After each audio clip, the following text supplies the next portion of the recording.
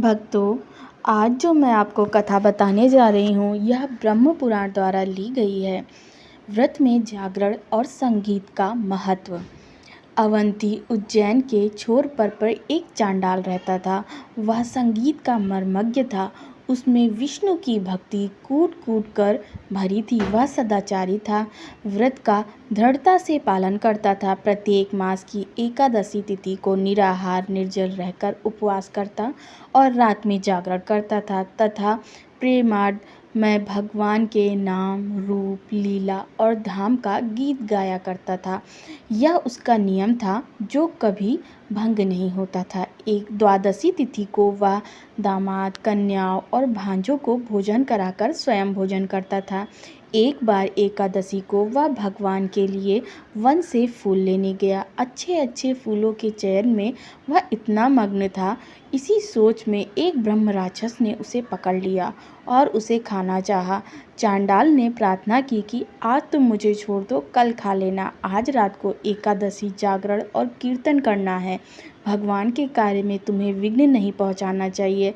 कल सवेरे मैं घर ना जाकर सीधे तुम्हारे पास पहुंच जाऊंगा।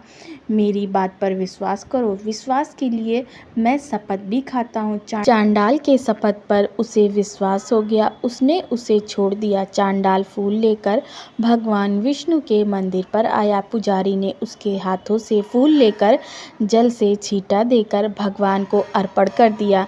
चांडाल मंदिर के बाहर बैठकर भगवान को संगीत सुमन भेंट करने लगा। प्रातःकाल होने पर वह अपने वचन को सत्य करने के लिए ब्रह्म राक्षस के पास पहुंचा। विस्मय से राक्षस की आंखें विकसित हो गईं। चांडाल ने नम्रता से कहा, राक्षस, अपने वचन के अनुसार मैं अपना शरीर तुम्हें अर्पण करने आया हूँ। इससे तुम अपनी क्षुधा मिटा लो। राक्षस ने उसकी रात भर का कार्यक्रम सुना और कहा, तुम अपनी रात्रिचर्या का पुण्य हमें दे दो, मैं तुम्हें छोड़ दूंगा। चांडाल राजी नहीं हुआ। तब राक्षस ने एक पहर जागने का ही पुण्य का फल मांगा। चांडाल फिर भी उसे ना मानते हुए बोला, तुम इधर उधर की बातें क्यों करते हो? तुमसे मुझे खाने की बातचीत हुई थी, ना कि पुण्य देने की। मैं उपवास के एक क्षण का पुण्य भी नहीं दे सकता। तुम मुझे खाकर अपना वादा पूरा करो। राक्षस गिड़गिड़ा कर बोला, तुमने जो अंतिम गीत गाया है उसी का पुण्य मुझे दे दो। इस पर चांडाल ने एक शर्त रखकर कहा कि यदि आज से तुम किसी प्राणी को ना खाओ तब मैं अंतिम गीत का पुण्य तुम्हें अर्पण कर दूंगा। ब्रह्म राक्षस ने उसकी शर्त स्वीकार कर ली। इससे प्रभावित होकर चांडाल ने उसे अंतिम गीत के फल के साथ साथ आधे मुहूर्त के जागरण का फल भी दे दिया। फल प्राप्त करते ही राक्षस में शांति और उदात्त भावना भर गई। इस घटना से चांडाल के मन में वैराग्य हो गया।